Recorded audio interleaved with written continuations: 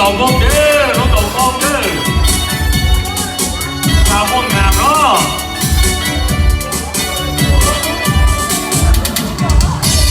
สาววงก็งาม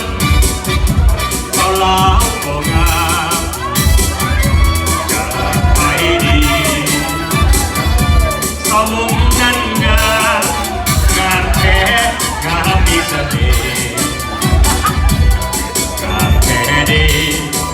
ยามยิ้มก็หวานจากใจ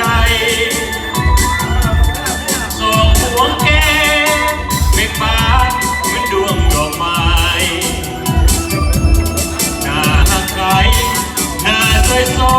ดตรงแก้มหน้าใจแต่คิดคำควรเพื่อลำพันโอ้เจ้าขวัญเจ้าสานงามทางน้ำใจเอาแล้วก็งามเหมือนกันกับสาวมงมีผิดพอหูจะตัดสินใจเอาแล้วก็งามสาวมงให้งามเมื่อเกิน